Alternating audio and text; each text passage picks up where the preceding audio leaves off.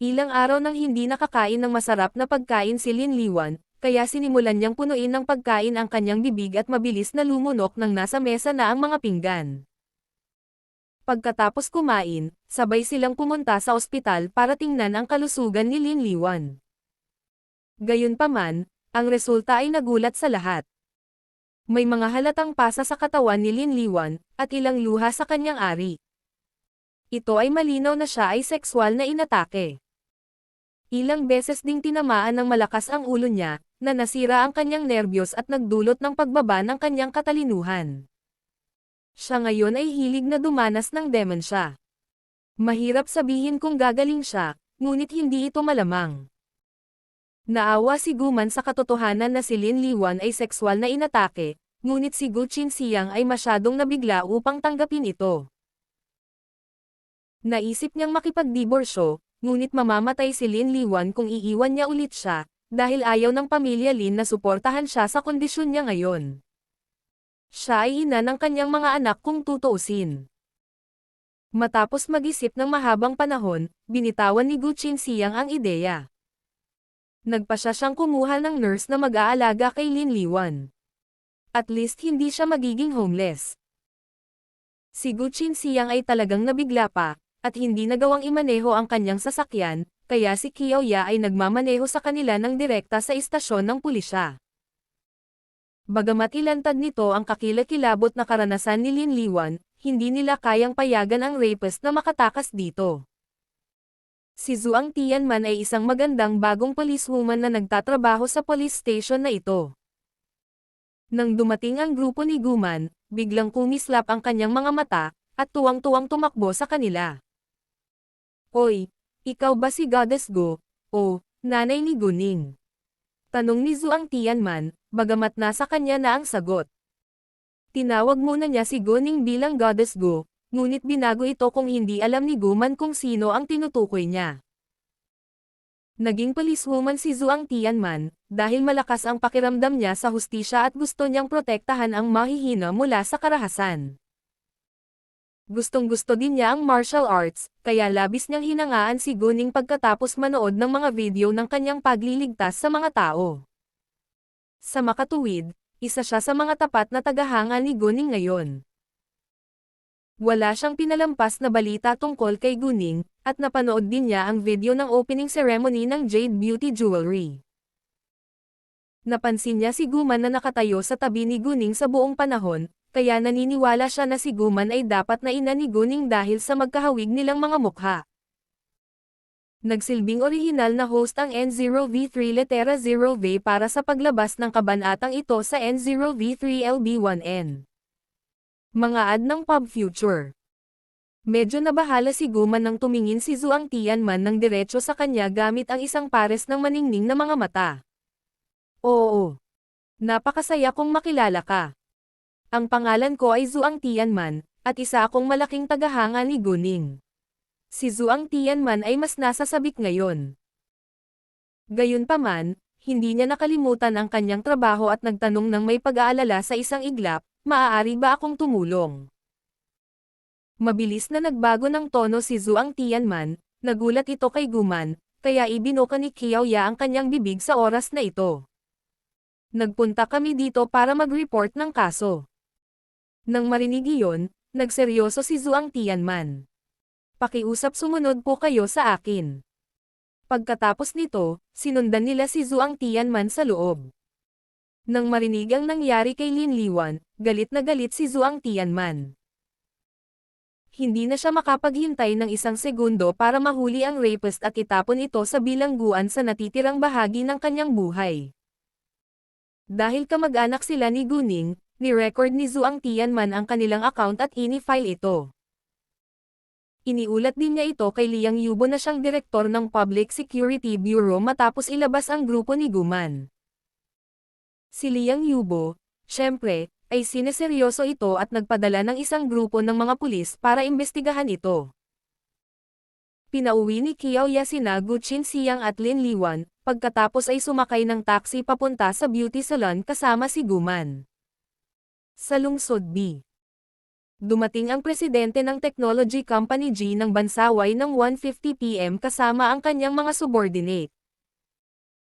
Bagamat ang technology company G ay nagtatag ng kumpanya sa industriya ng teknolohiya, halos hindi ito maihahambing sa Tanghwang Group tungkol sa mga ari-arian nito at katayuan sa lipunan. Kaya naman, personal silang pumunta sa Tanghwang Group, kasama ang kanilang presidente. Ang presidente ng technology company G ay isang lalaki na nasa 30 taong gulang. Siya ay may kulot na buhok na may maislan na mga katangian at isang pare ng karagatang asol na mga mata. Siya ay ipinanganak na prinsesa. Kung narito si Guning, makikilala niya ang lalaki, dahil si Alan talaga ang presidente ng technology company G. Mga ad ng Pub Future. Ginoo Alan, ikinagalak kitang makilala. Personal siyang tinanggap ni Kwan Mingkay. Nice to meet you too, Secretary Kwan, magalang na sabi ni Alan. Bagamat may problema sa kanilang pagtutulungan, hindi nila tatapusin ang deal bago sila makahanap ng matibay na patunay kahit na wala na silang tiwala sa isa't isa. Iginiya ni Kwan Mingkay ang grupo ni Alan sa meeting room pagkatapos. Halos 2 PM na sila pumasok sa loob, at nandoon ang bawat direktor ng Tanghwang Group. Nang magsisimula na ang pulong, hindi nasisiyahan si Alan na wala pa rin si Tang Yunfan. Maaari ko bang itanong kung bakit wala ang chairman ng Tanghwang ngayon? Kaya mo bang magdesisyon nang wala siya? Ginoo Alan, I'm very sorry na hindi makadalo ang ating chairman sa meeting ngayon, pero hindi ito makakaapekto sa resulta, Kwan Mingkay said. Mahusay, pagkatapos ay magsisimula tayo, sabi ni Alan. Pagkatapos noon, nagsimula na silang mag-usap tungkol sa problema. Sinabi ng grupo ni Alan na wala sa kanila ang nag-leak ng proposal. Sinabi rin ng grupo ni Kwan Mingkay na nalaman nilang walang sino man sa kanilang club ang nag-leak nito pagkatapos ng investigasyon. Gayunpaman, halatang may isa sa kanila ang nag-leak ng proposal, kaya walang naniniwala sa pahayag ng isa't isa. Kung hindi sila magkakaroon ng resulta, ang magkabilang panig ay magdaranas ng malaking kabiguan. Well, nakatanggap ako ng video ilang araw na ang nakakaraan, at iniisip ko kung interesado ka bang makita ito, biglang sabi ni Alan, at sabay-sabay na naglabas ng USB flash disk ang kanyang sekretarya. Nang marinig iyon, lahat ay nagulat at nagkaroon ng masamang premonition. Ang video ba ang ebidensya? Hindi naman masyadong nagulat sina Kwan Mingkay, Tang Yunhang at Tang Yunrong, dahil nahulaan na nila ang lahat ng posibilidad, at isa na rito ay darating ang technology company G na may ebidensya. Sa kasong iyon, handa silang bayaran sila ng kabayaran. Bagamat ito ay isang bitag na itinakda ni Tang Demang, kailangan pa rin nilang tanggapin ang responsibilidad, at magsagawa ng aksyong pandisiplina laban sa taong nag-leak ng panukala pagkatapos. Kinuha ni Kwan Mingkay ang USB flash disk na may kalmadong mukha, sa kabinuksan. Gayunpaman, ang video ay hindi ang ebidensya na naisip nila, ngunit ang pagpapakilala ng isang piraso ng lupa. Natigilan ang lahat sa loob ng ilang segundo, pagkatapos ay lumingon kay Alan na may pagkalito. Ano ang ibig niyang sabihin? Si Tang Demang, sa kabilang banda, ay hindi makapaniwala sa kanyang mga mata. Anong nangyayari dito? Hindi ba dapat ito ay isang video ng isang empleyado ng Tanghwang Group na nakikipag-deal sa isang taong nagtatrabaho sa technology company E? Bakit ito pinalitan? Nagulat din si Kwan Mingkay nang makita ang lupa sa video, ngunit pamilyar siya dito. Napansin ni Alan ang kanilang pagkalito, at sinabing, ito ay isang magandang piraso ng lupa, at maraming kumpanya ng real estate ng Bansaway ang nakikipagkompetensya para dito. Sa kabutihang palad, nagtagumpay ako sa pagkuha nito sa huli. Balak kong magtayo ng isang eksklusibong pribadong clubhouse at isang resort dito, ngunit ang aking kumpanya ay hindi kayang bayaran ang mga gastos. Hinahangaan ko ang kakayahan ni Tanghwang, kaya umaasa ako na maaari tayong magtulungan upang mapaunlad ang lupain, at ibahagi ang kita sa 50-50. Ano sa tingin mo? Ano? Nagulat na naman ang lahat. Hindi pa nila nahaharap ang problema sa pagtagas ng proposal, at gusto ni Alan na makipagtulungan muli kay Tang Huang ngayon. Ginoo. Alan, hindi ba dapat harapin muna natin ang problema sa pagtagas? Inis na tanong ni Tang Demang. Nauna na silang gumawa ng deal. Bakit biglang nagbago ang isip ni Alan? Hindi siya natakot sa investigasyon dahil hindi naman siya personal na kasangkot dito, ngunit galit siya sa kabaligtaran na resulta. Hindi ako ang hindi handang harapin ang problema sa pagtagas, ngunit wala sa amin ang makahanap ng ebidensya. Ano ang maaari nating gawin ngayon? Kahit sino ang nag-leak ng proposal, dapat magbayad ang kumpanya ng kabayaran. Kayang-kaya ng Tang Huang, pero hindi ko kaya kailangan ko munang kumita, Alan said. After a second, he added, although the leak problem has affected our relationship, I don't think na hindi na kami makakapag-cooperate ulit. Pinahahalagahan ko ang impluwensya at kakayahan ni Tang Huang, kaya walang dahilan para huminto ako sa pakikipagtulungan sa Tang Huang. Bilang karagdagan, walang dapat na ilihim sa deal na ito, at ito ay isang panalo, kaya bakit hindi natin subukan? Mga ad ng Pub Future. Si Tang Demang ay napipi sa galit. Halatang nagbago ang isip ni Alan, at wala nang silbi ang sasabihin pa niya. Sa makatuwid, kinailangan ni Tang Demang na isara ang kanyang bibig, kahit na nag-aatubili siyang tanggapin ito. Sumasang-ayon ako. Bagamat hindi ito isang kaaya-ayang kooperasyon tungkol sa sistema ng seguridad, maaari pa rin tayong magtrabaho sa isa't isa upang kumita ng pera. Masayang sabi ni Quan Mingkay. Dahil sa dating saloobin ni Alan, naniwala si Quan Mingkay na tiyak na gumawa si Alan ng lihim na pakikitungo sa grupo ni Tang Demang. Kahit na naguluhan din si Quan Mingkay sa kanyang biglaang pagbabago, walang dahilan para tanggapin ni Quan Mingkay ang proyektong ito na ipinadala sa kanila ni Alan ng personal. Okay, we can continue on investigating the leak problem, and I hope that we can communication with each other more. As long as we trust each other as usual, we can continue to work together. Well, sa tingin ko oras na para sa hapunan, at mas gusto kong pag-usapan ang negosyo sa tabi ng hapagkainan. Gusto mo bang imbitahan tayo na sabay na kumain? Tanong ni Alan, at hindi niya naramdaman na may mali dito. Pumayag ang Tang Huang Group na makipagtulungan sa kanila, ngunit kailangan pa nilang pag-usapan ang maraming detalye bago pumirma sa kontrata. Siyempre hindi, sabi ni Quan Mingkay. Kahit hindi si Alan ang magsabi nito, iimbitahan din siya ni Quan Mingkay na sabay na kumain. Gusto mo bang makisalo sa amin ng hapunan sa 5:30 PM sa hotel na tinutuluyan mo? Si Alan ay nanatili sa Huangdeng Hotel na nag-aari ng Tang Huang Group, at si Quan Mingkay ay nag-book ng mga kwarto para sa kanila. Oo naman, bakit hindi, sabi ni Alan. Pagkatapos noon, natapos na ang pagpupulong, at pinaalis ni Quan Mingkay ang grupo ni Alan. Akala nila noon ay isang malaking kahirapan ito, ngunit sa kanilang pagkamangha ay madali itong nalutas. Nang bumalik si Tang Demang sa kanyang opisina, tinawagan niya si Tang Weiyong nang walang pagkaantala. Nabigo ang plano. Ano? Nabigo. Nagulat si Tang Weiyong. Anong nangyari? Pagkatapos ay sinabi ni Tang Demang kay Tang Weiyong ang lahat, na ikinainis ni Tang Weiyong. Paano niya mababago ang kanyang isip at magmungkahi pa na makatrabaho si Tang Huang sa isang malaking proyekto? Mga ad ng Pub Future. Ano ang susunod nating gagawin? Tanong ni Tang Demang. Tatawagan kita kapag may ideya ako, sabi ni Tang Weiyong. Oo naman, sabi ni Tang Demang. Hindi na naglakad pabalik sa kumpanya si Quan Mingkay hanggang sa sumakay ang grupo ni Alan sa mga sasakyan nila. Tumawag din si Alan sabay upo sa kotse. Miss Gu, tapos na, at magkikita na tayo sa hapunan, sabi ni Alan sa malumanay na boses nang may sumagot sa kanyang tawag. Salamat, sabi ni Guning.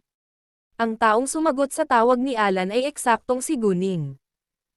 Noong tanghali, Nabigo si Kay na makahanap ng anumang bagay na kapaki-pakinabang matapos mag-hack sa mga database ng Technology Company E at Technology Company G.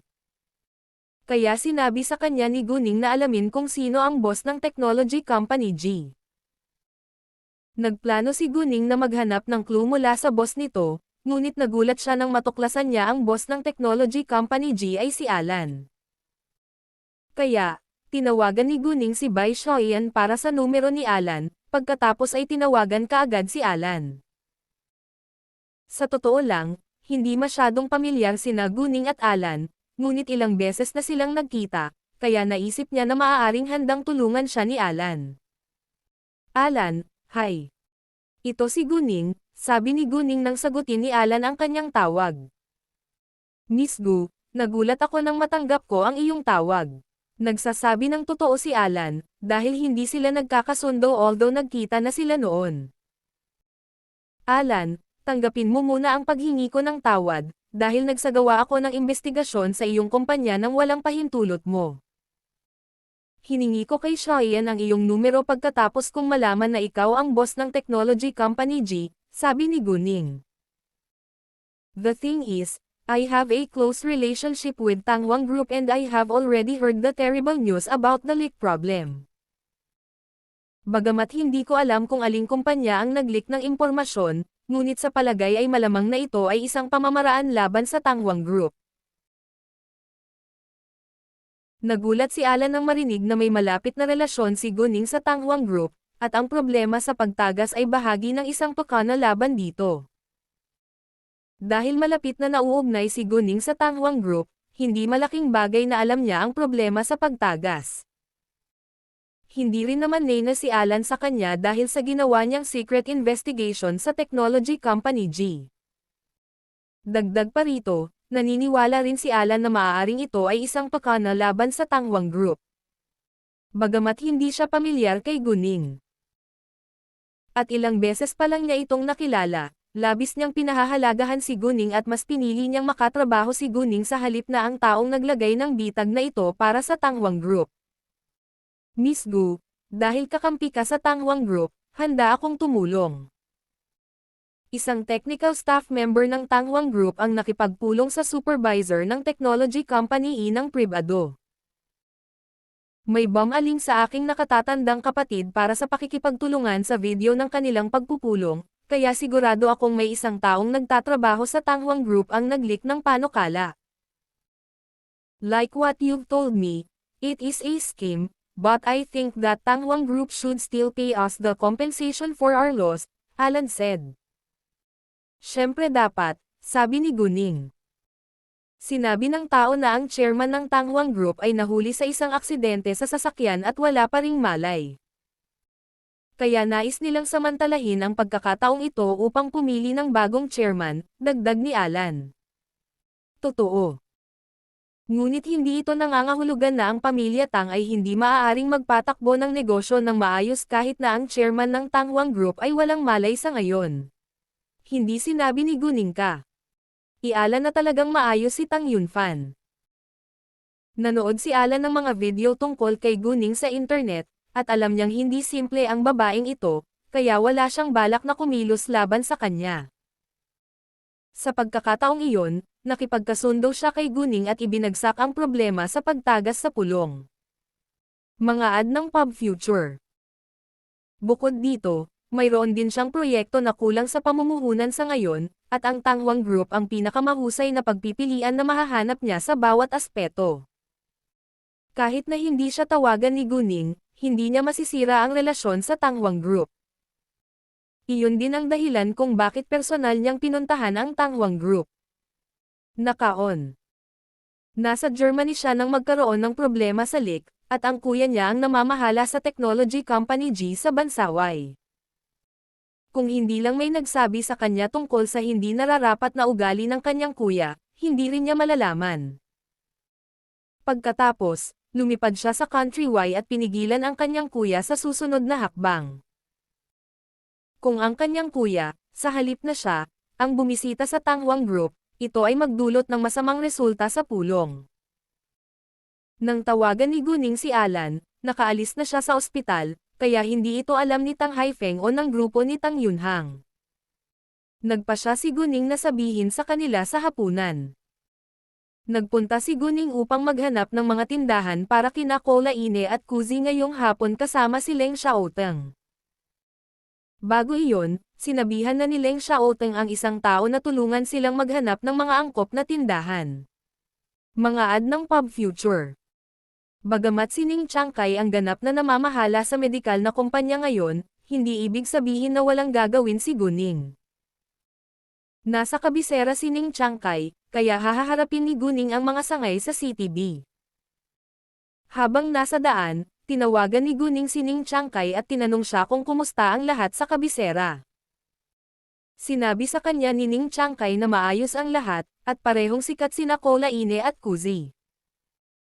Ang karamihan sa kanilang mga customer ay lubos na nasiyahan sa mga epekto ng kanilang mga gamot at mga produkto ng pangangalaga sa balat. Bilang karagdagan, si Ning Chiangkai ay pumirma ng mga deal sa kanilang mga negosyante, at may iba pang mga negosyante na may intensyon na makipagtulungan sa kanila. Hukayin ang data na ito, ay retracing ito sa pinakapuso ng Nove Euro LSN. Naging matagumpay sina Cola Ine at Kuzi sa loob ng maikling panahon, at nasa pinakamagandang mood si Ning Chiangkai sa mga araw na ito.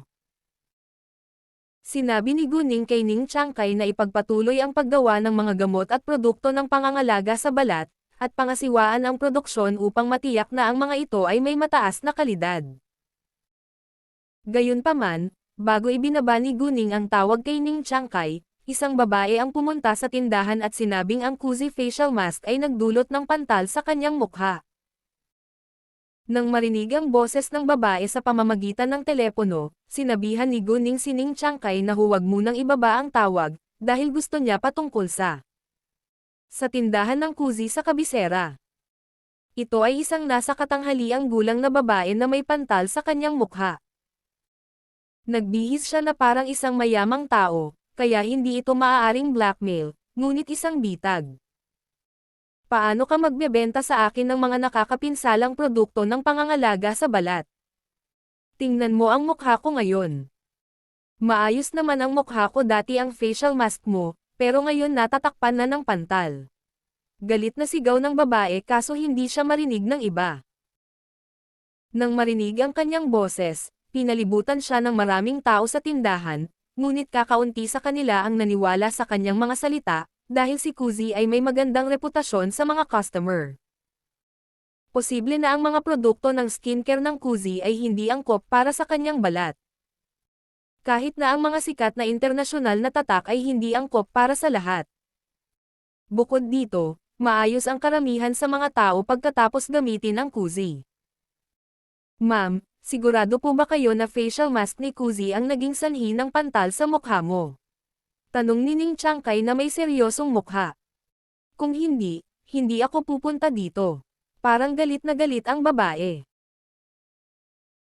Sigurado ka bang hindi ka gumamit ng anumang iba pang produkto ng skincare mula sa ibang mga brand? Tanong ulit ni Ning Chiangkai, N. Siyempre hindi, sabi ng babae ng may katiyakan. Well, sa tingin ko napakadaling malaman kung Kuzi facial mask ba iyon, na naging sanhi ng pantal sa iyong mukha. Mangyaring subukan ang isang piraso ng Kuzi facial mask dito ngayon para makita ang epekto nito. Kung hindi bumuti ang mukha mo. Nagpapatunay na ang problema ay ang facial mask natin, pero hindi tatayo ang paratang mo kung gumaganda ang mukha mo, diretsong tinitigan siya ni Ning Chiangkai na seryoso ang mukha.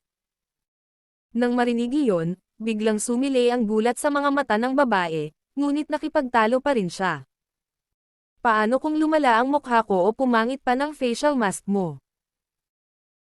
Pagkatapos ay gagawin namin ang anumang gusto mo, sabi ni Ning Chiangkai ng may kumpiyansa, dahil naniniwala siya na walang mali sa mga produkto ng skincare ni Kuzi. Ikaw, hindi inaasahan ng babae na magiging sobrang kumpiyansa si Ning Chiangkai, at medyo nagsisisi siya ngayon. Gayunpaman, nang maisip kung ano ang sinabi sa kanya ng taong nasa likuran niya, hindi siya maaaring umatras. Paano kung tanggihan mo ang pangako mo? Maaari tayong humingi ng tulong sa pulis o abogado, sagot ni Ning Chiangkai. Well, medyo nagpanik yung babae. Ngayon, ma'am, pinapatakbo po namin ang aming negosyo ayon sa batas. Kung may mga problema sa aming mga produkto ng skincare, lulutasin namin ang mga ito at magbabayad ng kabayaran, ngunit, sinabi ni Ning Chiangkai ang mga salita sa itaas sa isang magalang na tono, ngunit biglang naging napaka-agresibo. Kung nagsisinungaling ka lang o sinisiraan kami, maaaring masira nito ang reputasyon ni Kuzi, at maaari ka naming kasuhan.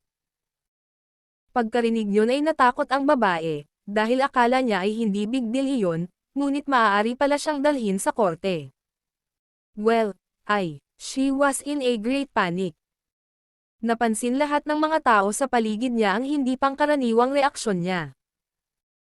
Ma'am, sure pa po ba kayo na facial mask ni Kuzi ang naging dahilan ng pantal sa mukha niyo? Ito ay tungkol sa reputasyon ni Kuzi, at hindi namin ito basta-basta, sabi ni Ning Chiangkai. Binigyan niya ng pagkakataon ang babae na umatras. Well, iniisip ko na baka mali ako. Naalala ko na kumain ako ng mangga. Baka allergic ako dyan, sabay sabi ng babae. Nako, allergic siya sa mangga. Naisip ko na talagang nagkaroon siya ng pantal pagkatapos gamitin ang facial mask ni Kuzi. Sa tingin ko sinadya niya ito, at binago niya ang kanyang mga salita dahil natatakot siyang baka kasuhan siya ni Manager Ning. Sumasang-ayon ako. Hindi sila tanga, at gumamit ng dirty trick ang babae. Nakaramdam ng matinding kahihiyan ang babae ngayon. Sa kanyang pagtataka, ang kanyang tunay na layunin ay madaling nalantad sa harap ng mga mata ng lahat. Pagkatapos noon, tahimik na lumabas ang babae. Binitawan siya ni Ning Chiangkai dahil nabigo siyang masira ang reputasyon ni Kuzi. Itinayo ni Kuzi ang magandang reputasyon nito sa mga skincare na may mataas na kalidad, kaya hindi siya natakot na magtagumpay ang babae.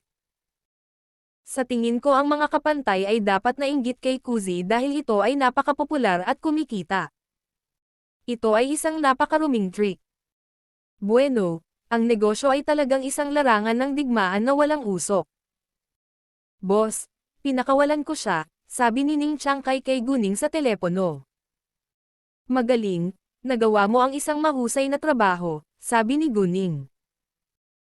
Bagaman ikaw ay may ganap na kontrol sa kumpanya ngayon, huwag mag-atubiling ipaalam sa akin kung makakaranas ka ng anumang mga problema na hindi mo malutas. Oo naman. Boss. Naunawaan ni Ning Chiangkai ang namumukod tanging kakayahan ni Guning, kaya hindi siya magdadalawang isip na humingi ng tulong sa kanya kung makakatagpo siya ng anumang mahirap na problema. Magbubukas ako ng sangay sa CTB, at hahayaan kitang kunin ito pagkatapos kong makakuha ng angkop na tindahan, sabi ni Guning. Walang problema, sabi ni Ning Chiangkai. Nagplano silang magbukas muna ng isa o dalawang sangay sa bawat malaking lungsod bago nila palawakin ang negosyo sa buong bansa. Karaniwan na ang isang brand ay nagmamay-ari ng 12-dosenang o kahit na daan-daang sangay sa isang lungsod. Ang isang lungsod ay karaniwang napakalaki, at karamihan sa mga tao ay nanatili sa parehong lugar sa buong buhay nila. Kahit sikat pa ang brand, imposibleng narinig ito ng lahat sa buong bansa.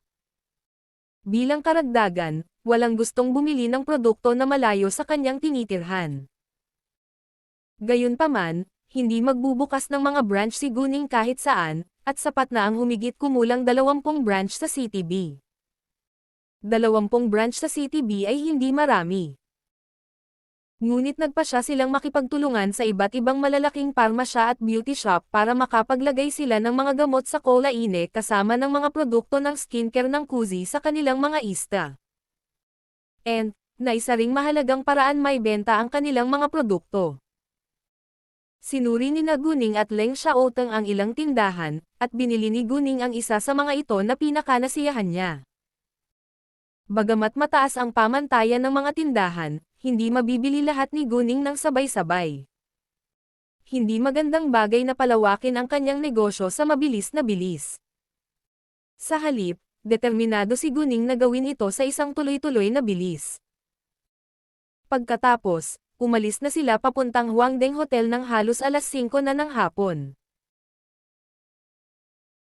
Bandang alas 5 GMT ng hapon, nag-book sina Kwan Mingkay at Tang Jilin ng pribadong kwarto sa Huangdeng Hotel bago nila tinawagan ang sekretarya ni Alan. Si Alan at ang kanyang sekretarya kasama ang 4 na tao na namamahala sa sistema ng seguridad ay dumating sa pribadong silid makalipas ang 10 minuto. Tumayo si Kwan Mingkay para sabay-sabay silang salubungin. Ginoo. Alan, umupo ka muna. Nang makaupo na silang lahat, ibinigay ni Kwan Mingkay kay Alan ang menu. Ginoo. Alan, umorder ka ng kahit anong gusto mo. Dayuhan si Alan kaya iba ang taste niya sa pagkain sa kanila. Well, hindi naman natin kailangang magmadali. May kaibigan akong pupunta dito mamaya, para hintayin natin siya, sabi ni Alan. Oo naman, sabi ni Kwan Mingkay, ngunit hindi siya nagtanong kung sino ang kanyang kaibigan. Pagkatapos, nag-usap sila ng casual saglit. Nang halos 5:40 PM, dumating sina Guning at Leng Xiaoteng. Medyo nahuli sila dahil sa traffic sa kalsada. Labis na namangha si Kwan Mingkay nang makita sina Guning at Leng Xiaoteng. Ano, bigla siyang tumayo sa kinauupuan niya. May gustong itanong si Kwan Mingkay, ngunit hindi niya alam kung paano. Halata na ang kaibigan ni Alan ay si Guning. Miss Gu, ikinagagalak kitang makita. Kanina pa, tumayo din si Alan para salubungin sila. Ikinagagalak na makita din kita, Alan. Nakipagkamay si Guning sa kanya. Bagamat nakipagkamay lang sila sa isa't isa dahil sa pagiging magalang, hindi pa rin nasisiyahang makita ito ni Leng Xiaoteng.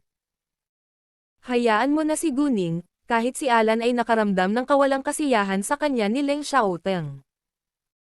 Natarante si Alan, dahil akala niya ay walang nangyaring hindi maganda sa pagitan nila. Gayunpaman, nang bitawan ng kanyang mga kamay si Guning, nawala rin ang masamang tingin ni Leng Xiaoteng. Napagtanto ni Alan na pinagseselosan lang siya ng binatang gwapong ito. Natuwa si Alan, pero hindi ito pinansin. Si Guning, gayunpaman, ay medyo napahiya sa kanyang nagseselos na kasintahan. Pagkatapos noon, umupo sina Guning at Leng Xiaoteng sa tabi ni Kwan Mingkay. Hi, Uncle Kwan, tawag ni Guning sa kanya. Anong nangyayari dito? Parang may naintindihan si Kwan Mingkay, pero hindi siya sigurado. Mangyaring umupo, lahat, sabi ni Guning, at ang iba ay umupo muli. Pagkatapos ay sinabi ni Guning kay Kwan Mingkay ang lahat. Oh, naiintindihan ko, sabi ni Kwan Mingkay matapos marinig ang paliwanag ni Guning. Nalilito ako kung bakit biglang nagbago ang isip ni Mr. Alan. At ngayon nasa kanya na ang sagot. Gayunpaman, kailangan pa rin nilang bayaran ang kabayaran. Ginoo. Alan, I'm so sorry for your loss, and we will pay the compensation, sabi ni Kwan Mingkay kay Alan. Walang gustong mangyari ito, at nakikiramay ako sa pinagdaanan ng iyong kumpanya, ngunit tatanggapin namin ang kabayaran ng walang pag-aalinlangan, sabi ni Alan. Ang kanyang kumpanya ay hindi kayang bayaran ang pagkalugi. Pagkatapos ay ibinigay ni Alan ang video kay Kwan Mingkay. Matapos mapanood ang video, nakilala ni Kwan Mingkay ang taong nagkaroon ng lihim na pagpupulong sa technology company E. Siya ay isang technical staff member na nagtatrabaho para sa Time Technology na pag-aari ng Tangwang Group. Si Kwan Mingkay ay nakikisalo kay Alan ng hapunan, kaya hahaharapin ito ni Yan Weilan. Nang sumunod na oras, sabay silang nasiyahan sa pagkain at pinag-usapan ang bagong proyekto. Pagkatapos kumain ay pumirma sila ng kontrata bago umalis. Nagpunta sina Guning at Leng Xiaoteng sa ospital mamaya. Nang paalis na sina Guning at Leng Xiaoteng papuntang ospital, sabay ding lumabas ng restaurant sina Guman, Guqing at Qiaoya. Kumain sila sa Yuyi Road, na hindi kalayuan sa kanilang tahanan, kaya naglakad sila pauwi. Bueno, kahit nagalit ako kay Lin Liwan, naaawa pa rin ako sa kanya ngayon, sabi ni Guqing. Oo, bumantong hininga si Guman. Sana hindi na niya maalala ang kakilakilabot na karanasan sa buong buhay niya. I don't think na matatanggap niya. Tama ka, sabi ni Guching. Ang bahagi ng kalsada ay hindi matatagpuan sa downtown, kaya walang masyadong tao. Nang maglakad sila papunta sa isang seksyon ng kalsada na kakaunti ang mga tao, biglang sumugod sa kanila ang tatlong lalaki at pinalibutan sila. Pinrotektahan ni Qiaoya sina Guman at Guching sa kanyang likuran ng sabay-sabay. Malamig siyang tumingin sa kanila, at parang hindi man lang natakot. Bagamat natakot sina Guman at Guching, alam nila na si Qiaoya ay hindi isang ordinaryong babae, kaya hindi nagtagal ay nakahinga sila ng maluwag. Ayos lang, sabi ni Qiaoya para aliwin sina Guching at Guman. Nang marinig iyon, nabuhayan sila ng loob. Nananatili si Guman at maaari nating hayaan ang dalawa pang umalis, sabi ng isang lalaki. Imposible, sabi ni Qiaoya. Hindi na siya nag-abalang makipag-usap sa kanila at inatake sila ng walang pagkaantala. Ang tatlong lalaki ay lahat ay binugbog ni Qiaoya sa loob ng ilang segundo. Alam ng tatlong lalaki ang kanilang kasanayan sa pakikipaglaban, at madaling makontrol ang tatlong ordinaryong babae. Gayunpaman, naabutan nila si Qiaoya na isang bihasang mamamatay ngayon. Sa mga mata ni Qiaoya, sila ay mga bata lamang. Kahit na alam ni Guching at Guman na napakahusay ni Qiaoya sa martial arts, nabigla pa rin sila nang makita ang eksena. Napakaganda ng Qiaoya. Ang tatlong lalaki naman ay napatulala sa resulta. Tinanong sila ni Qiaoya tungkol sa kung sino ang nagpadala sa kanila, at sa ilalim ng mga pagbabalita ni Qiaoya ay ipinahayag nila na ang taong nagpadala sa kanila ay si Feng Zukan. Sa makatuwid, tinawagan ni Qiaoya si Guning at sinabi sa kanya ang tungkol sa nangyari. Hindi nagulat si Guning, dahil pinadala niya si Qiaoya para protektahan si Guman dahil alam niyang kikilos si Feng Zukan para saktan si Guman sa madaling panahon, ngunit galit pa rin siya. Feng Zukan, napakahusay. Nagpa siya si Guning na bayaran siya sa pagkakataong ito. Gayunpaman, kailangan pa rin niyang pumunta muna sa ospital. Nang dumating sina Guning at Leng Xiaoteng, nasa ward sina Tang Yunhang at Tang Yunrong. Pareho pa rin silang naguguluhan kung bakit biglang nagbago ang isip ni Alan. Hindi nila alam ang dahilan hanggang sa sinabi sa kanila ni Guning. Sa palagay ko ay titigil sila sa pag-iimbak laban kay Tang Huang saglit, o gagawa sila ng buong sukat, sabi ni Guning. Yung huli, mas possible sa paningin ko, kasi mas maganda na gawin ito ng maaga kaysa sa huli. Wala silang ideya kung kailan gigising, ang tatay at lolo ko. Kung kikilos sila pagkatapos magising sina Tang Yunfan at Tang Haifeng, ito ay magiging mas mahirap. Nang marinig ang opinyon ni Guning, lahat sila ay sumang-ayon, at nanatiling alerto. Hindi nagtagal, natanggap ni Tang Yunhang ang tawag ni Yan Weilan, at nalaman na ang taong nag-leak ng proposal ay pumunta sa ibang bansa sa bansa M kahapon ng umaga. Ang kabanatang ito ay unang ibinahagi sa Enyo EuroEls 1N platform. Ang Country M ay isang napakalaking bansa, at napakahirap para sa kanila na malaman kung nasaan siya. Gayunpaman, kahit na napakahirap, kailangan pa rin nila siyang habulin, dahil siya ang katulong ng utak sa likod ng Tokana. Umalis sina Guning at Leng Xiaoteng sa ospital bandang alas 9 ng gabi, ngunit hindi na sila umuwi pagkatapos noon. Sa halip, hinanap nila si Feng Zukan. Bago sila dumating sa ospital, sinabi ni Guning kay Kay na hanapin ang numero ng telepono ni Feng Zukan at ihak ang kanyang telepono upang makita ang kanyang lokasyon. Sa kabutihang palad, ang telepono ni Feng Zukan ay nakakonekta sa internet, kaya madaling nakuha ni Kay ang kanyang partikular na lokasyon. Sa ngayon, nagsasaya si Feng Zukan sa Earth Nightclub, ngunit magtatagal sila para malaman kung saang pribadong silid at sahig siya naroroon. Kung sakaling magkaroon ng conflict si Leng Xiaoteng kay Chi Tianlin kung magkasalubong sila, sinabihan siya ni Guning na hintayin siya sa underground parking lot. Bagamat malamang na hindi sila magkikita, ginawa ito ni Guning para maiwasan ang hidwaan. Nagkaroon ng matagal ng sama ng loob sa pagitan ni Leng Xiaoteng at Chi Tianlin, at maaaring magkaroon ng malaking problema dahil sa init ng ulo ni Chi Tianlin. Hindi man lang natatakot si Guning kay Chi Tianlin, ngunit ayaw niyang magdulot ng gulo. Mga ad ng pub future. Hindi nasisiyahan si Leng Xiaoteng. Hindi ako natatakot na magkaroon ng conflict laban sa kanya. Alam ko, pero ayokong magdulot ng gulo, okay? Sabi ni Guning. Dahil sinabi ni Guning, sumuko na si Leng Xiaoteng. Hindi alam ni Guning kung ano ang sasabihin matapos makitang hindi nasisiyahan si Leng Xiaoteng, kaya hinalikan niya ito para aliwin siya. Gayunpaman, kinuha ni Leng Xiaoteng ang inisyatiba at idiniin ang kanyang katawan para sa higit pa. Habang mas matagal niya itong hinalikan, mas gusto niya. Kung wala sila sa pampublikong lugar, hinubere na sana siya ni Leng Xiaoteng sa 1 minuto, ngunit determinado siyang parusahan siya ngayong gabi. Hindi niya pinakawalan si Guning hanggang sa malagutan siya ng hininga. Namula si Guning, na talagang kaakit-akit sa mga mata ni Leng Xiaoteng. Kung sakaling pinindot ulit siya ni Leng Xiaoteng, nagmamadaling bumaba si Guning ng sasakyan. Ilang sandali matapos mawala si Guning, nakita ni Leng Xiaoteng ang isang lalaking naglalakad palabas ng elevator. Pinandilatan siya nito. Laking gulat niya nang makita niya ang lalaking ito, na laging misteryoso, dito mismo. Walang pagkaantala. Nagpadala si Leng Xiaoteng ng mensahe kay Guning.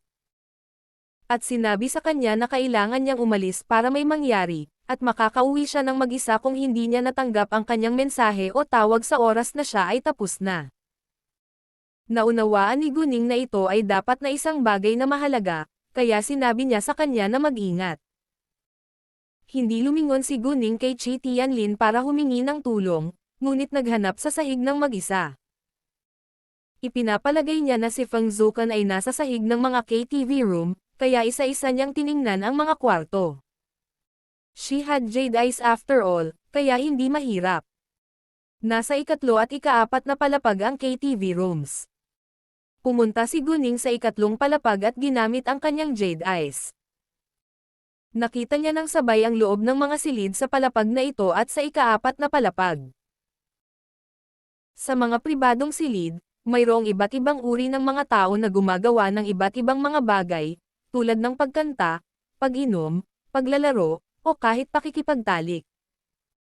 Isa itong entertainment place na kinokontrol ng isang gang, kaya maraming dirty deal ang inaayos dito. Bagamat ilegal ang pakikipagkalakalan sa seks sa bansang ito, at ang pamahalaan ay may mahigpit na mga tuntunin at kontrol dito sa malalaking lungsod, umiral pa rin ito sa kadiliman. Mga ad ng pub future. Ayaw din ng gobyerno na makialam sa mga gang, kaya minsan ay pumikit ito. Hanggat hindi sila masyadong nagdudulot ng gulo.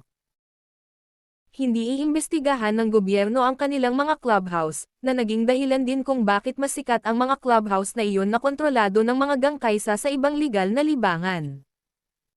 Nang makakalahati na si Guning, nakita niya si Feng Zukan sa No. 555 na pribadong silid sa 4 na palapag. May 6 na tao sa private room. 3 ay lalaki, habang ang 3 naman ay babae. Isa sa mga babae ay si Wu Jini. Dahil natagpuan na niya si Feng Zukan, nagpa siya si Guning na makipagkita sa kanya kaagad.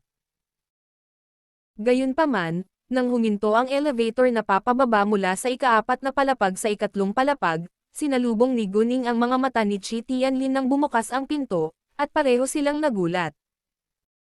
Naroon lamang si Chi Tianlin at ang kanyang 2 security guard na sina Yu Hao at Cheng Hua sa elevator.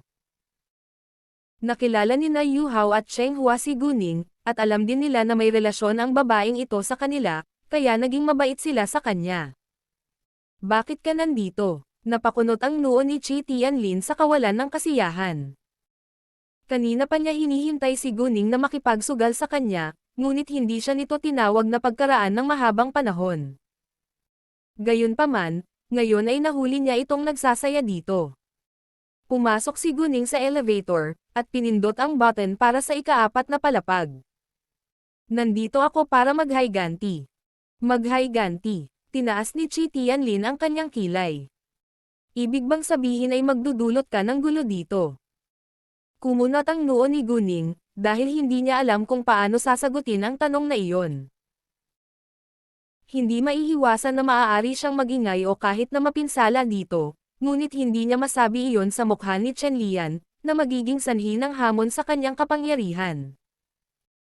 Kaya naman, sinabi ni Guning, maaari ko muna siyang hilahin palabas.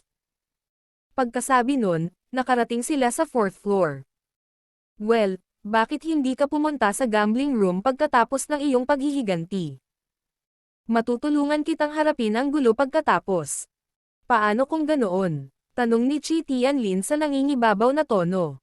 Malaki. Dahil umalis si Leng Xiaotong para harapin ang kanyang bagay, at malaya na siya ngayon, maaari niyang isugaw si Chi Tianlin gaya ng kanyang ipinangako. Yu Hao, sumama ka sa kanya, utos ni Chi Tianlin. Oo, boss, sabi ni Yu Hao. May waiter na nakatayo sa labas ng bawat pribadong silid, kaya ang iba ay kailangang magkaroon ng pahintulot mula sa mga tao sa silid pagkatapos pinindot ng waiter ang kampana bago sila pumasok. Bilang karagdagan, ang waiter ay kailangang mag-swipe ng isang card upang payagan ang ibang tao na makapasok sa loob, at ang waiter lamang ang may card. Maraming maruruming deal ang inaayos sa Earth Nightclub, kaya ang iba ay hindi makakapasok ng walang pahintulot. Kung gusto ni Guning na pumasok sa loob, walang makakapidyo sa kanya, ngunit mas mabuti na si Chi Tianlin ay handang tumulong sa kanya. Nang bumukas ang elevator, sinundan ni Yu Hao si Guning palabas. Pumasok sila sa bulwagan sa ika-4 na palapag, at agad silang sinalubong ng manager ng KTV nang may malaking paggalang. Hi, may maitutulong ba ako?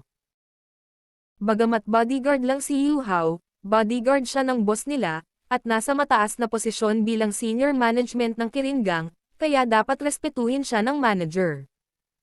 Gusto kong pumasok sa No. 555 na pribadong silid, sabi ni Guning. Nang marinig iyon, tiningnan ng manager si Yu Hao. Nang makitang hindi tumutol si Yu Hao, sinabihan niya ang 2 tao na gabayan sila patungo sa No. 555 na pribadong silid. Walang pakikipagtalik na nagaganap sa No.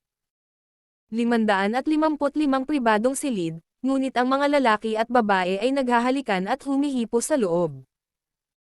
Nang gustong pindutin ng waiter sa labas ang bell, pinigilan siya ni Guning at sinabihan siyang buksan kaagad ang pinto. Sinulyapan ng waiter ang manager para sa kanyang opinyon. Mga ad ng pub future. Buksan mo na, sabi ni Yu Hao, at tumanggo ang manager sa waiter, kaya agad na ini-swipe ng waiter ang kanyang card. Bagamat hindi ito nararapat, ang manager ay hindi nang ahas na pigilan sila mula nang si Yu Hao ang nagutos. Nagulat ang mga tao sa kwarto nang biglang bumukas ang pinto. Anong problema mo? Bakit hindi mo pinindot ang bell? Galit na bulyo sa kanila ng isang lalaki, siya si Liu Zinqi. Ikaw. Biglang tumayo si Feng Zukan mula sa sofa sa gulat nang makita niya si Guning sa susunod na segundo. Itinoon ni Guning ang kanyang mga mata kay Feng Zukan sa sandaling pumasok siya sa pribadong silid. Naglakad siya palapit sa kanya na may pares ng malamig na mga mata, na labis na natakot kay Feng Zukan kaya napaatras siya. Anong gusto mong gawin? Alam niya na si Guning ay hindi isang simpleng babae, at natatakot siya na baka bugbugin siya ni Guning. Nag-aalala rin si Wu Jinyi, ngunit hindi naglakas loob na magsalita. Anong ginagawa mo? Si Liu Zinqi ay hamarang sa daan ni Guning. Gayunpaman, nang makita niya ang mukha ni Guning, nagulat siya nang makitang malapit na siyang kamukha ni Tang Yunfan. Hindi niya alam na si Guning ay biological na anak ni Tang Yunfan, kaya hindi na siya nag-isip pa. Kailangan kong harapin ang isang personal na sama ng loob kay Feng Zukan. Kung ayaw mong masangkot, mas mabuting lumayo ka na ngayon, sabi ni Guning sa malamig na tono. Hindi siya interesado sa ibang tao sa kwarto. Ang kondisyon ay nanatili silang tahimik. Ikaw. Galit na galit si Liu Zinqi, ngunit pinutol siya ng manager sa sandaling ito. President Liu, sa palagay ko mas mabuting huwag kang makisangkot dito. Kung hindi pinigilan ni Yu Hao ang babae, walang makakapigil. Bukod dito, malamang na pinayagan ng kanilang boss si Yu Hao na dalhin ang batang babae dito. At hindi aalagaan ng Earth Nightclub si Liu Zinqi kung may mangyaring masama sa kanya pagkatapos niyang masangkot dito. Nang marinig ang payo ng manager, sumimangot si Liu Zinqi. Bagaman hindi siya nasisiyahan, alam niyang isa itong babala, at pinahintulutan ito ng pinuno ng Kiringang. Mga ad ng pub future. Ang pamilyang Liu ay isang napakayaman na pamilya sa City B, ngunit natatakot pa rin siyang makipagtalo sa Kiringang. Sa makatuwid, lumayo si Liu Zinqi pagkatapos ng ilang sandali ng pag-aalinlangan. Maliban kay Wu Jini, ang ibang tao sa kwarto ay hindi masyadong pamilyar kay Feng Zukan, kaya wala ni isa sa kanila ang gustong makisali dito. Hindi mo ako masasaktan. Si Feng Zukan ay natakot ngayon. Hindi ko kaya. Bakit? May karapatan ka bang saktan ang nanay ko ng paulit-ulit? Ngumisi si Guning at diretsyong tumitig kay Feng Zukan.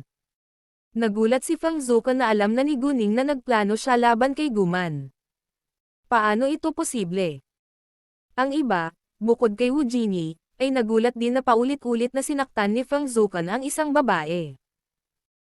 Kasabay nito, nagtataka sila kung bakit ginawa iyon ni Feng Zukan sa ina ng batang babae na ito. Nang makitang gulat na gulat si Feng Zukan, ngumiti si Guning. Well, Feng Zukan, sa tingin mo ba ay matalino ka? Alam ko na ikaw iyon noong una mong sinaktan ang aking ina. Kung hindi lang ako naging abala nitong mga nakaraang araw, hindi ka na sana naging masayang buhay sa loob ng ilang araw. Ikaw, si Feng Zukan ay nanginginig sa takot. Bigla na lang niyang naramdaman na sobrang nakakatakot itong dalagang nasa harapan niya. Dahil palagi mong gustong sirain ang aking ina, hahayaan kitang maranasan ang nararamdaman mo, sabi ni Guning, at may hawak na kutsilyo sa kanyang kamay bago ito mapansin ng lahat. Walang pagkaantala, iwinagayway ni Guning ang kutsilyo at hindi nagtagal ay narinig nila si Feng Zukan na sumisigaw sa sakit. Nang mapagtanto nila ang nangyari, may 4 na dugong hiwa sa pisngi ni Feng Zukan. 2 hiwa ang nag-cross sa bawat pisngi niya. Hindi, napasigaw si Feng Zukan sa sakit, at natisod sa sofa. Tinakpan niya ng kamay ang mukha niya pero sobrang sakit kaya inilayo niya ang mga kamay niya. Maliban kay Yu Hao, lahat ng iba ay nagulat sa inasal ni Guning. Sa kanilang pagkamangha, napakabayolente nitong dalaga. Gayunpaman, walang sino man ang nangahas na magsabi ng isang salita para sisihin siya. Sa katunayan, gusto nilang tumakas hanggat maaari. Kitang-kita na ang batang babae na ito ay mahusay sa mga kasanayan sa pagpatay dahil sa bilis ng kanyang kutsilyo. Ang aking mukha. Ang aking mukha. Ang aking mukha. Umiyak si Feng Zukan. Ang mga babae ang higit na nagmamalasakit sa kanilang mga mukha. Kung ang kanyang mukha ay pumangit, siya ay tatanggi na makipagkilala sa mga tao mula ngayon. Gayunpaman, hindi pa tapos si Guning. Kumuha siya ng isang bag ng puting kapangyarihan mula sa kanyang bulsa, pagkatapos ay ibinuhos ito sa isang baso bago niya pinilit na inumin ito ni Feng Zukan. Ang puting pulbos ay droga, na inilagay sa kanyang telepathic eye space sa huling pagkakataon nang makakita siya ng kahon ng droga sa ilalim ng kanyang kama sa isang silid ng hotel. Maraming ibinuhos si Guning sa bibig ni Feng Zukan, dahil gusto niyang pahirapan siya ng pagkalulong sa droga. Feng Zukan, ikaw mismo ang humingi nito. Kung maglakas loob kang saktan muli ang aking ina, ikaw ay naghuhukay ng sarili mong libingan. Binalaan siya ni Guning, pagkatapos ay tumalikod at naglakad palayo. Si Yu Hao ay hindi sumunod sa kanya, ngunit nanatili upang harapin ang iba. Nauna siyang naglakad, at direktang nawalan ng malay si Feng Zukan, kaya tila lasing ito. Pagkatapos nito, sinabi niya sa grupo ni Liu Zinqi na ipadala siya sa ospital. Bagamat nahimatay si Feng Zukan sa ngayon, malapit na siyang magising, dahil sa matinding sakit sa kanyang mukha. Gumamit ng matinding puwersa si Guning, at ang plastic surgery lang ang makakatulong sa kanya. Makakatulong din sa kanya ang mga gamot ni Colaine na gumaling sa paglipas ng panahon, ngunit hindi nila alam iyon. Anyway, napakasakit para kay Fang Zukan na mabuhay sa panahong ito. Bukod dito, hindi naging madali ang pag-alis ng pagkalulong sa droga. Kahit na determinado si Fang Zukan na gawin ito, magiging masakit din itong proseso. Umakyat si Guning sa isang elevator pagkatapos, at nakilala si Chi Tianlin sa itinalagang gambling room, pagkatapos ay umupo sa tapat niya. Tinitigan ni Chi Tianlin si Guning at nagtanong ng may pagkamausisa at pagmamataas, ano ang ginawa mo? Pinalitan ang kanyang mukha, at pinilit siyang uminom ng maraming droga, maaliwalas na sabi ni Guning, na parang pangkaraniwan lang. Mula nang magkita sila sa unang pagkakataon, hindi naisip ni Chi Tianlin na isang ordinaryong babae si Guning, kaya hindi na siya nagulat sa ginawa ni Guning kay Fang Zukan.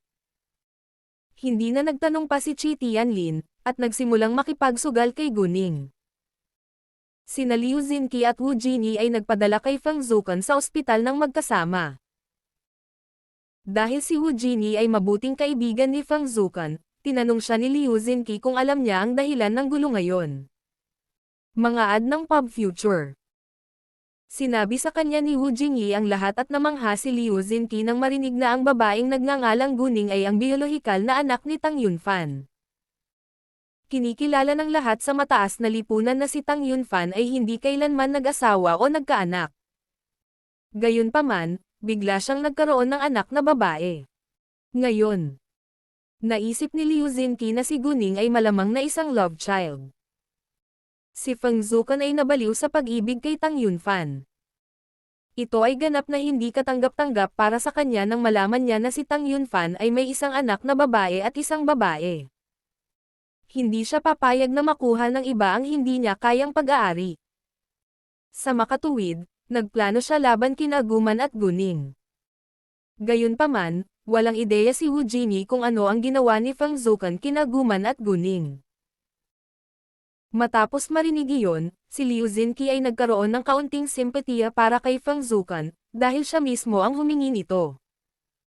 Kung siya ay nagpaplano laban sa mga ordinaryong tao. Naisip niya na ito ay hindi isang malaking bagay, ngunit siya ay naghuhukay ng kanyang sariling libingan kung siya ay kumikilos laban sa pamilya Tang. Bagamat hindi inisip ni Liu Zinqi ang kanyang sarili bilang isang mabuting tao, alam niya kung ano ang maaari niyang gawin at kung ano ang hindi niya dapat gawin ng napakahusay. Nakipagsugal si Guning kay Chi Tianlin ng 10 round. 5 ang mga tabla, habang si Guning ay nanalo sa iba pang 5, at si Chi Tianlin ay hindi kailanman nanalo kahit isang beses. Sa sandaling ito, mas hindi nasisiyahan si Chi Tianlin kaysa dati. Ayaw niyang tanggapin ang resulta, ngunit kailangan niyang aminin na siya ay natalo ng husto. Isa pang round. Tumingin si Guning kay Chi Tianlin na may kalmadong mukha. Kalimutan mo na. It's not fun at all, Chi Tianlin said with his face full of disdain, na para bang sumuko siya hindi dahil maraming beses siyang natalo, kundi dahil nakakainip. Walang pakialam si Guning, at hiningi siya ng pera. Oo naman. Ngayon ay dapat mo akong bigyan ng 500 milyong yuan. 500 milyong yuan ay wala sa aking paningin. Si Chi Tianlin ay tila mayabang gaya ng dati, na parang ginagawa niya ang isang pabor kay Guning. Hindi pa rin ito pinansin ni Guning, dahil gusto lang niyang makuha ang pera. Mga ad ng Pub Future. Magaling, bye-bye. Nang matanggap ni Guning ang pera, tumayo siya at aalis na sana. Si Chi Tianlin, gayunpaman, ay hindi nasisiyahan. Aalis ka na kaagad pagkatapos mong makuha ang pera. Tumigil sandali si Guning at malamig na sinabi, so. Paboran mo ako at babayaran kita ng 100 milyong yuan, sabi ni Chi Tianlin sa nangingibabaw na tono. Seryoso. Ikaw ang pinuno ng Kiringang, at may hindi mo magagawa. Nang marinig iyon, nagulat si Guning at tinokso siya. Nagtataka ako kung bakit ka humihingi ng tulong sa akin. Kumunat ang noo ni Chi Tianlin. Ito ay isang kahihiyan sa kanyang mukha, na ikinainis niya, ngunit hindi niya sinisi si Guning. Darating sa City B si Zuo Jiangkui, ang pinakamataas na apprentice ni He Hongjia na kilalang gambling magnate ng HK pagkalipas ng ilang araw. Magsusugal kami pagkatapos, at ito ay sa aming mga bahagi ng negosyo ng pribado. Ayaw kong matalo, kaya sana matulungan mo akong manalo sa laro. Wala akong pakialam kung magkano ang taya o panalo mo habang nakikipagsugal sa kanya. Ito ay lubos na nakasalalay sa iyo, at babayaran din kita ng 100,000,000 yuan. Nang marinig iyon, tila interesado si Guning dito. Narinig niya ang tungkol kay He Hongjia, ang magnate sa pagsusugal, at si Zuo Jiangkui, ang kanyang pinakamatandang apprentice. Pareho silang napakayaman. Kung siya ay maaaring manalo sa laro, siya ay gumawa ng isang kapalaran. Gayunpaman, hindi kaagad sumagot si Guning, ngunit nagtanong, anong uri ng pagsusugal?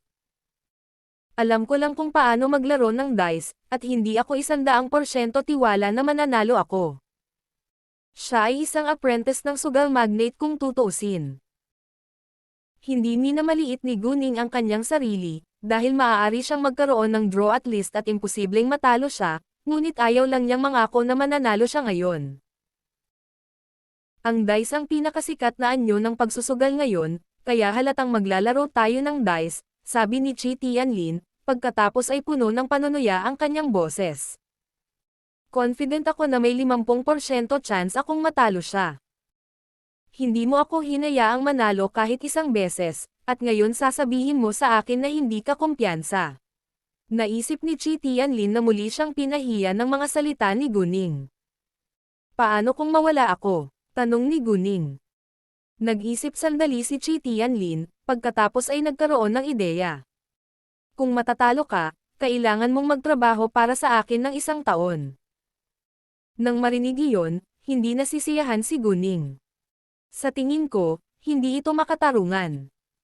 Kung ipagpipilitan mo iyon, natatakot ako na hindi kita matutulungan. Hindi naman ako nagkukulang ng 100,000,000 yuan.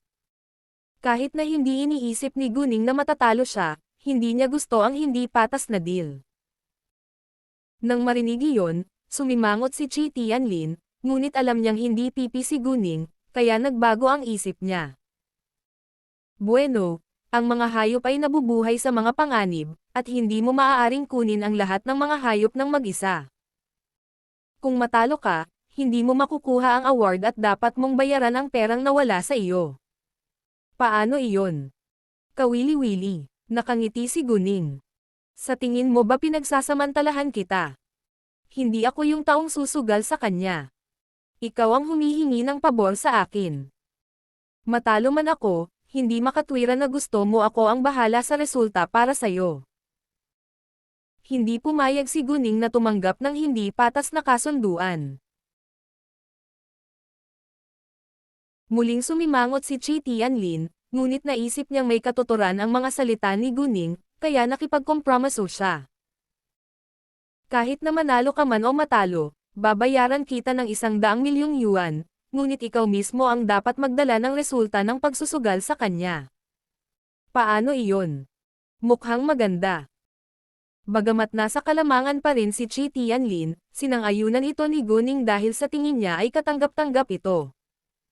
Pagkatapos nito, umalis si Guning. Paglabas niya ng Earth Nightclub, wala pa rin siyang narinig mula kay Leng Xiaoteng, kaya sumakay siya ng taxi at umuwing mag-isa.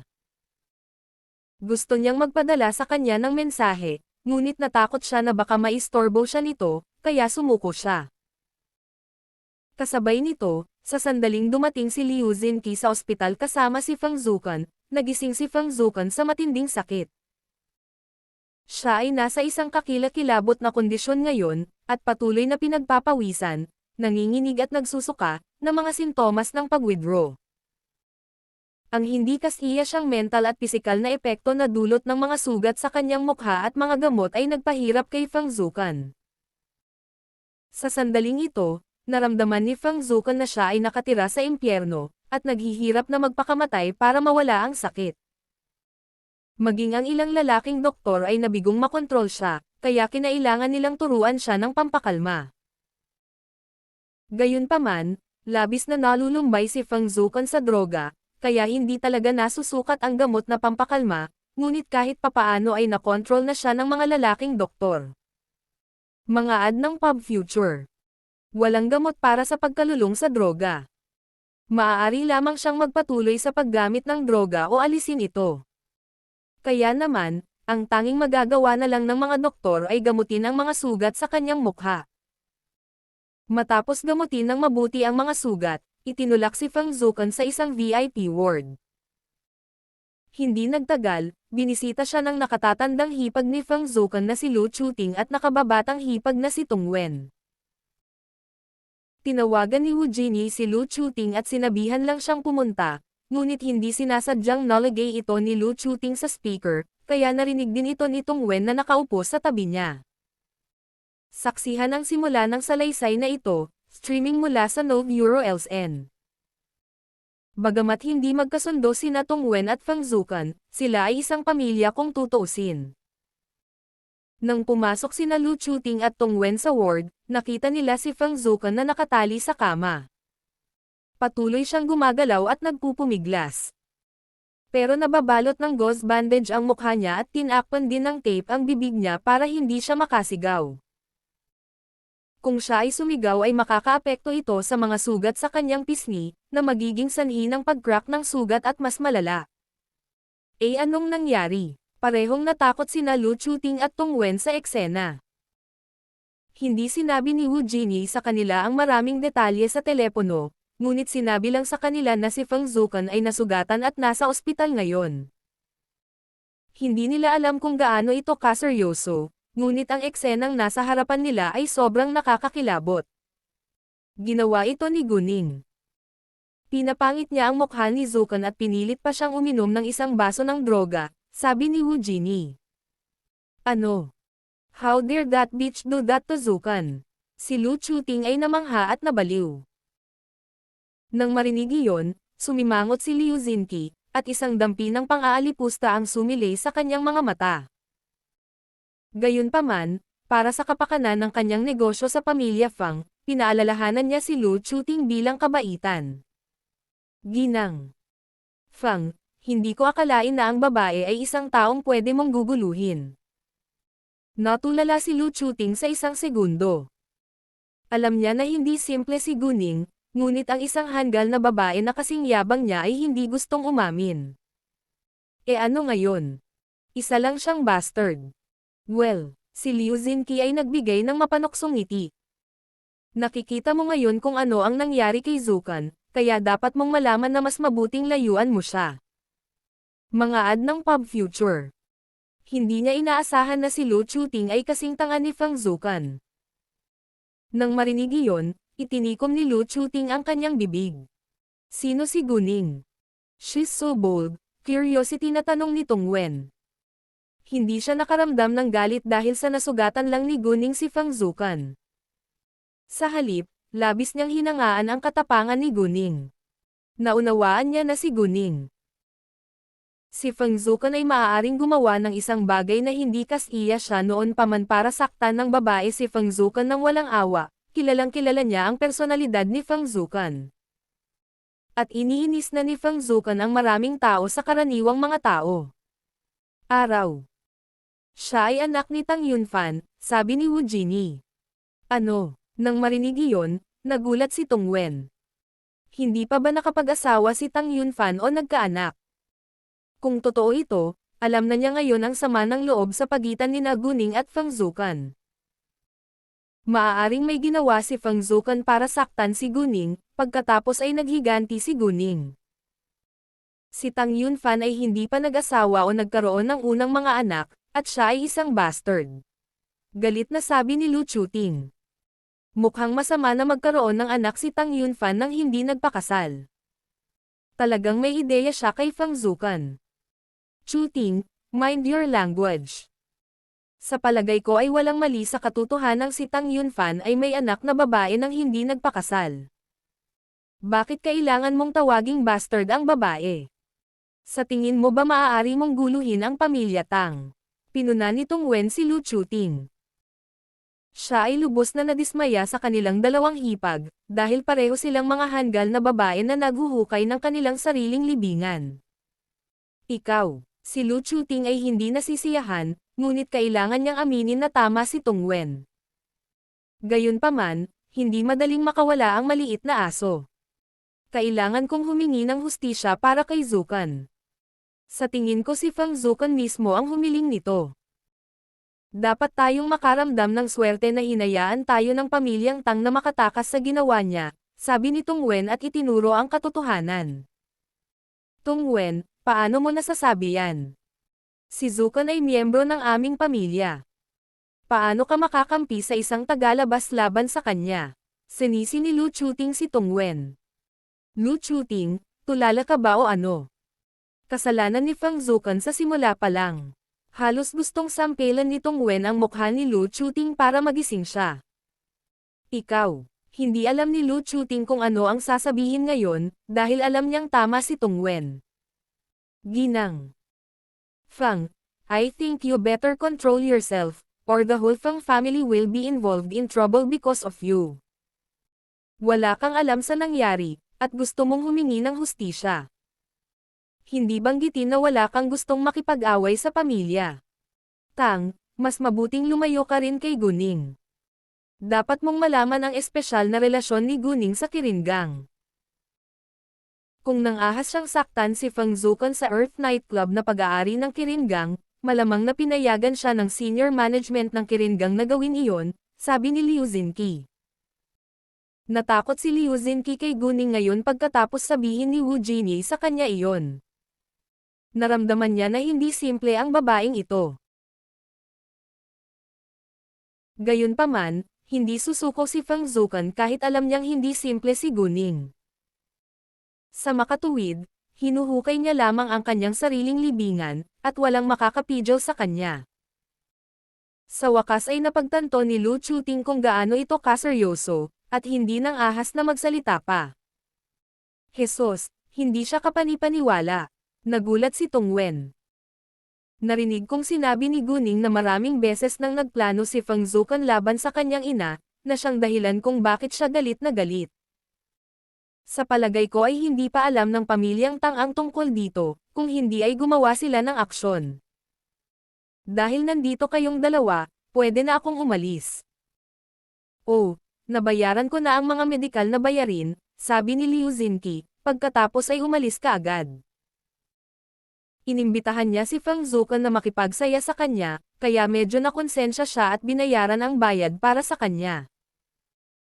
Sa tingin ko dapat nating sabihin kay Pingwei, sabi ni Tongwen, dahil hindi nila alam kung paano haharapin ito. Agad na tinawagan ni Lu Chuting si Fang Pingwei at sinabi sa kanya ang nangyari. Nang marinig ito ni Fang Pingwei, galit na galit siya. Si Fang Zukan ay talagang gumagawa ng gulo sa kanilang pamilya. Sa ngayon, wala siyang simpatiya para kay Fang Zukan, ngunit tanging mga reklamo lamang. Halos alas 10 na ng gabi nang makabalik si Guning sa kanyang bahay sa Waffle Hills, ngunit hindi pa rin siya makontak ni Leng Xiaoteng. Nakaramdam siya ng kaunting pag-aalala, ngunit hindi niya alam kung tatawagan siya kung sakaling abalahin siya nito. Nang bubuksan na ni Guning ang pinto ng kanyang bahay, lumabas si Cao Wenshin mula sa kanya nang walang hitsura sa kanyang mukha. Nang makita ni Cao Wenshin si Guning, sinabi niya sa kanya, nagugutom ako. Bakit hindi tayo lumabas para sabay tayong kumain ng inihaw na isda? Narinig niya ang inihaw na isda, nanunubog ang bibig ni Guning kaya pumayag siya. May night snack street sa tapat ng kalsada mula sa Waffle Hills, kaya diretso silang naglakad doon. Anong nangyari? Mukhang malungkot ka ngayon, tanong ni Guning na may pag-aalala. Wala lang ako sa magandang mood, sabi ni Cao Wenshin. Malinaw na hindi niya sasabihin kay Guning na nami-miss niya si Jinbei. Dahil ayaw sabihin ni Cao Wenshin sa kanya, hindi na nagtanong pa si Guning. Pumunta sila sa isang sikat na tindahan ng grilled fish at umorder ng inihaw na isda kasama ang 2 bote ng beer. Ito ay napakapopular at maraming tao ang nakapila, ngunit ang tindahang ito ay paborito ni Cao Wenxin, kaya handa silang maghintay ng mahabang panahon. Habang naghihintay sila ng isda, nag-order si Cao Wenxin ng isang plato ng gulay para maibsan ang kanyang gutom. Bagamat ipinanganak si Cao Wenxin sa isang napakayaman at makapangyarihang pamilya, hindi siya picky eater. Mamahalin pagkain man o mura at karaniwang merienda, kinain niya ang gusto niya. Si Cao Wenxin ay hindi katulad ng ilang mayayamang tao na nag-iisip na sila ay mas magaling kaysa sa mga ordinaryong tao at hinahamak ang mga merienda sa gabi. Gayunpaman, makalipas ang buong oras, kinuha ng ilang lalaki ang isda ni Cao Wenxin at Guning at sinabihan silang maghintay sa susunod. Si Guning at Cao Wenxin, syempre, ay hindi maninindigan, lalo na kapag si Cao Wenxin ay masama ang pakiramdam. Nagalit siya sabay taas ng boses. What the F***? Paano ka magiging walang hiya? Hinawakan mo ang aming isda at sinabihan pa kaming maghintay sa susunod. Gusto mo bang makipag-away? Pagkasabi niyan, itinaas ni Cao Wenxin ang kanyang manggas, at parang gusto niyang lumaban. Nako, ang init ng ulo mo. Natuwa ang isa sa mga lalaki sa ginawa ni Cao Wenxin. Sa pagtataka ni Guning at Cao Wenxin, tumigil ang lalaki sa pakikipagtalo sa kanila. Hindi ako interesado makipag-away sa babae. Sige, kainin mo muna ang inihaw na isda. Nadismaya si Cao Wenxin na sumuko ang lalaki at hindi nasisiyahang sinabi, akala ko kaya kung makipag-away. Napakaduwag mo. Nang marinig iyon ng lalaki ay hindi nasiyahan. Ano ang sinabi mo? Gusto mo makipag-away di ba? Mamaya susuntukan ko ang isang lalaki. Kung maglakas loob kang talunin para sa akin, babayaran kita. Bago pa makapagsalita si Guning para pigilan si Cao Wenxin, walang pag-aalinlangan na sumang-ayon si Cao Wenxin. Oo naman, tuparin mo ang iyong salita. Hindi siya nagkukulang ng pera para pambayad sa inihaw na isda, ngunit nahihirapan siyang lumaban ngayon.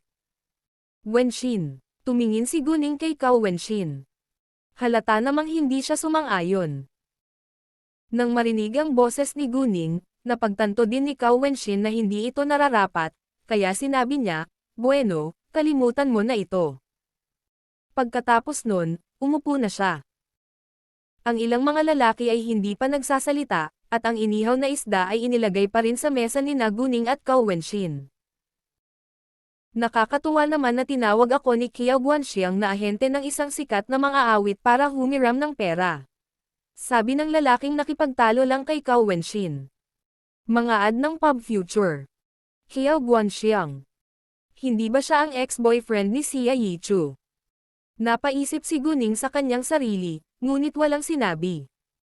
Tinawagan kanya para manghiram ng pera. Hindi ba't napakayaman niya? Bakit niya ginawa iyon? Eksakto. Siya ang ahente ng isang sikat na mang-aawit kung tutuusin. Nataranta ang dalawa pang lalaki.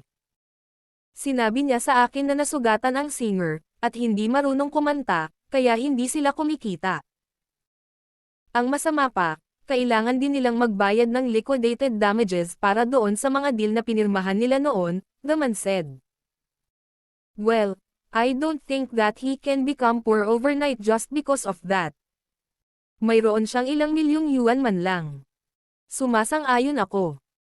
Kahit nakulang siya sa pera ngayon, paano kanya tatawagan para manghiram ng pera? Nag-claim na malapit na siya sa iyong kaibigan bago siya naging ahente, pero hindi kanya kilala kapag nagtagumpay siya. Sa tingin ko, isa siyang walang hiyang tao. Talaga. Huwag mo siyang pahiram ng pera. Siyempre tumanggi ako. Sa katunayan, hindi niya sinabi sa akin ang lahat ng totoo, dahil naka-drugs siya ngayon, na siyang tunay na dahilan kung bakit siya ay napakasama ng pera. Nako, yun talaga ang dahilan. Sa palagay ko ang ilang milyong yuan ay halos hindi sapat para mabayaran niya ang mga gamot. Nang halos matapos kumain sina Guning at Cao Wenxin, tinawag ni Leng Xiaoteng si Guning. Nasaan ka na ngayon? Tanong ni Leng Xiaoteng. Kumakain ako ng inihaw na isda kasama si Wenxin sa Night Snack Street. Tapos ka na ba? Tanong ni Guning. Oo, babalik ako, aabutin ito ng humigit kumulang 20 minuto. Hihintayin mo ba ako doon, o diretsyong umuwi? Tanong ni Leng Xiaoteng. Malapit na rin tayong matapos, kaya sa tingin ko ay diretsyo na tayong umuwi, sabi ni Guning. Mahusay, sabi ni Leng Xiaoteng, pagkatapos ay ibinaba ang tawag. Tumingin si Cao Wenshin kay Guning. Parang may gusto siyang sabihin, pero hindi niya sinabi ng malakas. Ano? Tanong ni Guning. Nakakashouting ba? Tanong ni Cao Wenshin. Oo, sabi ni Guning, ngunit hindi na nagsalita pa si Cao Wenshin. Pagkatapos magbayad ng bill ay sabay silang umalis.